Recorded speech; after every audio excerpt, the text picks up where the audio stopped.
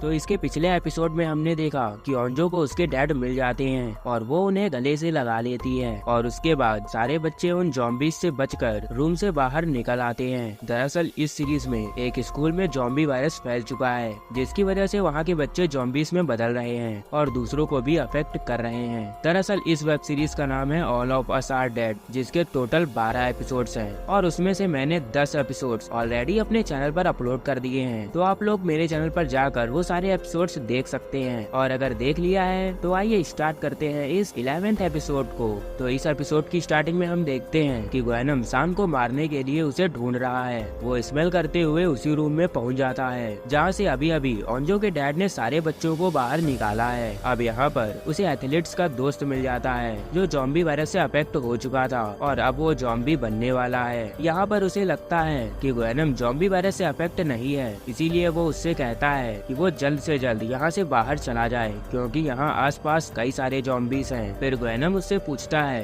कि सान कहाँ पर है। अब इसे क्या पता कि ग्वेनम पहले से ही एक जॉम्बी है। यहाँ पर ग्वेनम उससे कहता है कि तू यहाँ से भाग जा वरना मैं तुझे जान से मार दूंगा। अब वो लड़का समझ जाता है कि ग्वेनम एक जॉम्बी है, इसीलिए वो एक एरो ग्वेनम के सर में घुसा देता है। लेकिन जब शरीर की पूरी हड्डियाँ टूट जाने के बाद भी ग्वेनम को कुछ नहीं हुआ तो भला इस तीर से ग्वेनम को क्या ही होता। अब आप लोग सोच रहे होंगे कि ग्वेनम तो एक जॉम्बी है तो उसका खुद पर इतना कंट्रोल कैसे। तो ये सब मैंने इसके पहले के एपिसोड्स में क्लियर कर दिया है, तो आप लोग जाकर देख सकते हैं। खैर आते हैं मेन स्टोरी लाइन की तरफ। अब ग्वेनम को गुस्सा आ जाता है और वो इस लड़के को काट कर अफेक्टेड कर देता है। इधर ओंजो के डैड सारे बच्चों से कहते हैं कि इधर से पहाड़ी का रास्ता है और तुम सब पहाड़ी से होते हुए दूसरे शहर की तरफ चले जाओगे और जितनी जल्दी तुम लोग यहाँ से निकल सकते हो निकल जाओ। इतना कहने के बाद ओंजो के डैड बास्केटबॉल कोर्ट के अंदर चले जाते हैं और अपने बैग से एक फ्लेयर निकालकर जला लेते हैं ताकि सारे जॉम्बीज उस फ्लेयर से अट्रैक्ट होकर उनकी तरफ आ जाए। इसके बाद वो सभी बच्चों को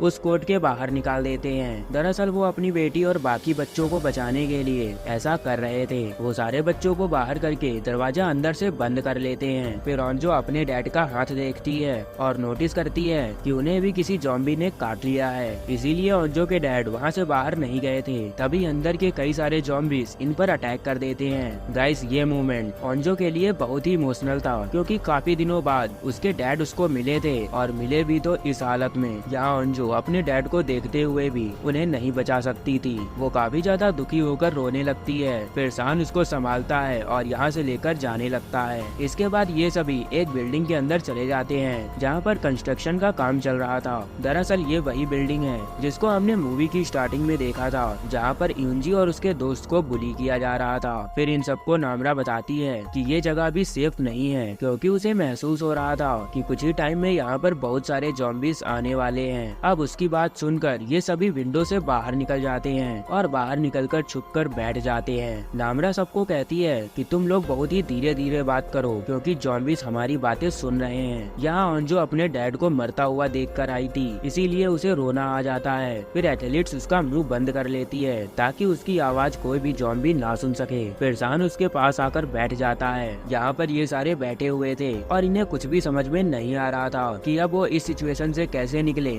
इसके बाद एथलीट्स और विजन दोनों उठकर खड़े होते हैं और एक एक साइड जाकर देखते हैं कि यहाँ से निकलने का क्या रास्ता हो सकता है। यहाँ पर सान ओंजो को सिंपैथी दे रहा था। दरअसल सान की भी मॉम जॉम्बी बन चुकी है और अब तो ओंजो का डैड भी जॉम्बी बन चुका है और इन दोनों का इस दुनिया में उनके सिवा कोई भी नहीं था। इधर ग्वेनम को एक जॉम्बी दिखाई देता है जो उसी के ग्रुप का एक लड़का था और अब वो भी जॉम्बी बन चुका है। फिर वो कहता है कि अरे ये भी जॉम्बी बन गया और उसे जोर से लात मारता है और फिर वहाँ से चला जाता है। इधर कंट्रोल रूम में कैप्टन एक एक्सपेरिमेंट करता है और जिस रूम में उसने यूंजी और उस पुलिस वाले को रखा था जो दोनों अब जॉम्बी बन चुके हैं, उस रूम में साउंड फ्रीक्वेंसी बढ़ा देता है जिससे कैप्टन को पता चलता है कि जॉम्बीज साउंड की आवाज सुनकर काफी अट्रैक्ट होते हैं और वो साउंड की आवाज भी बर्दाश्त नहीं कर पाते। यानी कि सारे जॉम्बीज को एक तरफ लाना है तो शहर में भारी आवाज वाले साउंड लगाने होंगे। इसी के लिए ये लोग 4 एरियाज चुनते हैं जहाँ पर वो साउंड लगाएंगे और सारे जॉम्बीज को वहाँ पर इकट्ठा करेंगे। इसके बाद सीन शिफ्ट होता है नामरा पर, जिसकी हालत बहुत ही खराब हो रही थी और उसका मन किसी को काटने का हो रहा था क्योंकि थी तो वो एक जॉम्बी ही। दरअसल नामरा भी एक जॉम्बी है लेकिन अभी तक तो उसका अपनी बॉडी पर पूरा कंट्रोल है। और ऐसा क्यों है ये सब मैंने इसके पहले के एपिसोड्स में क्लियर कर दिया है। खैर यहाँ पर वो अपने आप को रोक नहीं पाती और वो सियोक को काटने ही वाली थी, लेकिन वो कैसे भी खुद को कंट्रोल करती है और अपने ही हाथ में काटने लगती है। फिर सियोक उससे कहता है कि शांत हो जाओ, तुम अपनी बॉडी पर कंट्रोल रखो और अगर अगली बार तुम्हारा किसी को काटने का मन करे तो तुम मुझे काट लेना और इसका मुझे बिल्कुल भी बुरा नहीं लगेगा। लेकिन यहाँ पर नामरा की तबीयत बहुत ज्यादा खराब हो चुकी थी, इसीलिए सियोक उसकी एक आंख पर पट्टी बांधता है। अब एथलीट और विजन वापस आते हैं और वो बताते हैं कि यहाँ से बाहर निकलने का कोई भी रास्ता नहीं है। तभी नामरा को कुछ आवाज सुनाई देती है और वो सबसे कहती है कि यहाँ पर कुछ हेलीकॉप्टर्स आ रहे हैं जो कुछ अनाउंस भी कर रहे हैं। फिर नामरा ध्यान से सुनती है और उसे पता चलता है कि सारे शहर को खाली करवाया जा रहा है। फिर वो सबसे बताती है कि इस पूरे शहर पर न्यूक्लियर बॉम्ब डालने वाले हैं। अब जितनी जल्दी हो सके सभी लोग किसी सेफ जगह पर छुप जाओ। अब ये लोग ये खबर सुनकर काफी ज्यादा डर जाते हैं क्योंकि इनको अभी तक कोई भी रेस्क्यू करने नहीं आया था और ऊपर से अब ये लोग बॉम्ब भी डालने वाले हैं। इधर सारे ड्रोन्स को निकाल दिया जाता है और सभी ड्रोन्स को अलग अलग जगह पर फिट कर दिया जाता है साउंड फ्रिक्वेंसी ऑन करके। अब पूरे शहर में जहाँ जहाँ भी ज़ॉम्बीज थे वो उस साउंड को सुनकर उस ड्रोन की तरफ आ रहे थे। फिर इधर इन बच्चों को वेनम की आवाज सुनाई देती है जो सान को ढूंढते ढूंढते यहाँ पर आ चुका था। अब ये लोग वेनम की आवाज सुनकर काफी घबरा जाते हैं और एक दूसरे से कहते हैं कि आखिर हमें इसको कितनी बार मारना पड़ेगा। तभी फाइनली वेनम यहाँ पर आ जाता है और यहाँ आते ही वो सान पर अटैक कर देता है। ये देखकर सियोक आगे आता है, फिर वेनम उसे भी धक्का देकर गिरा देता है। अब हमें दिखाया जाता है कि पहले एपिसोड से अब तक के जितने भी लोग ज़ॉम्बी बन चुके थे वो सभी और बाकी के भी ज़ॉम्बीज एक साथ उन्हीं ड्रोन की तरफ जा रहे थे, जो सीन इस पूरी वेब सीरीज का सबसे ज्यादा आइकॉनिक है। अब इधर कुछ बच्चे सियोक को ऊपर उठा रहे थे और दूसरी तरफ ग्वेनम सान को नीचे गिराने जा रहा था। फिर ग्वेनम अपना बदला पूरा करने के लिए सान के हाथ पर काट लेता है, यानी कि अब सान भी ज़ॉम्बी वायरस से अफेक्टेड हो चुका है। इसके बाद सान गुस्से में आकर ग्वेनम को नीचे धक्का देकर गिरा देता है। अब जब सान इन्फेक्टेड हो चुका था तो उसके पास ओंजो आती है और वो उससे कहती है कि तुम फिक्र मत करो,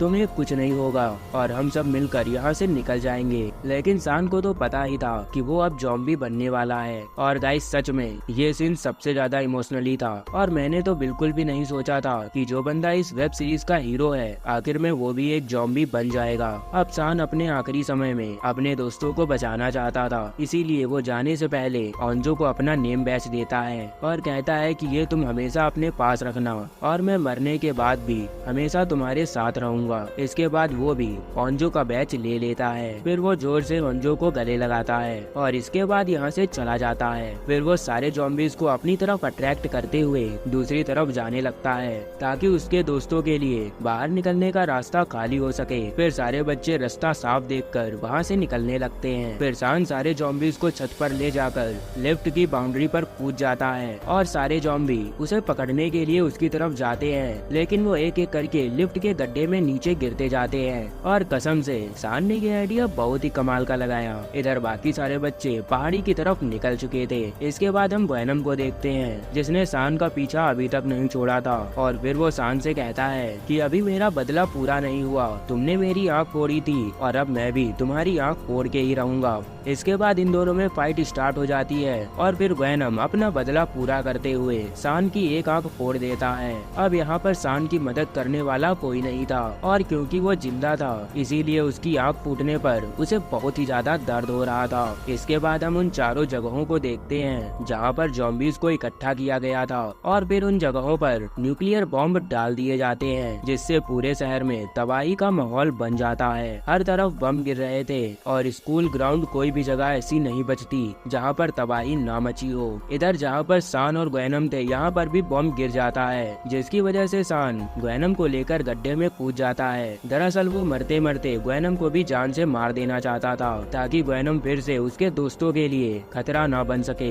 इधर जो बच्चे पहाड़ी की तरफ भाग रहे थे उन्हें भी इस बम से जोर का झटका लगता है। यहाँ कैप्टन का मिशन पूरा हो चुका था। फिर वो अपने जूनियर से कहता है कि अब मैं जा रहा हूँ और अब कैप्टन की जिम्मेदारी तुम संभालो। फिर वो जूनियर पूछता है कि सर आप आखिर में जा कहाँ रहे हैं। तब कैप्टन बताता है कि मेरा काम यहाँ पर पूरा हुआ और अब मैं सोने जा रहा हूँ। फिर कैप्टन अपने रूम के अंदर जाता है। फिर वो अपनी ऑफिशियल ड्रेस पहनता है और एक कैमरा स्टार्ट करके उसके आगे बैठ जाता है और बताता है कि ये ज़ॉम्बी वायरस हैसन स्कूल से फैला था और ये वायरस इस शहर से बाहर ना जा सके, इसीलिए इन्होंने इतना बड़ा कदम उठाया था। और अगर ये ब्लास्ट किए गए हैं तो उन सब की जिम्मेदारी उसी की होगी। यहाँ पर हम देखते हैं कि कैप्टन मिस्टर ली की वीडियो देख रहा था, जहाँ पर मिस्टर ली बताते हैं कि इस वायरस को खत्म करने का दूसरा कोई भी रास्ता नहीं है, हमें सारे ज़ॉम्बीज़ को जलाकर मार देना चाहिए। फिर मिस्टर ली अपनी पत्नी और अपने बेटे पर पेट्रोल छिड़क देता है और उनमें आग लगाने जा रहा था, लेकिन आखिर वो एक पिता था, इसीलिए वो अपनी पत्नी और अपने बेटे को नहीं मार सका।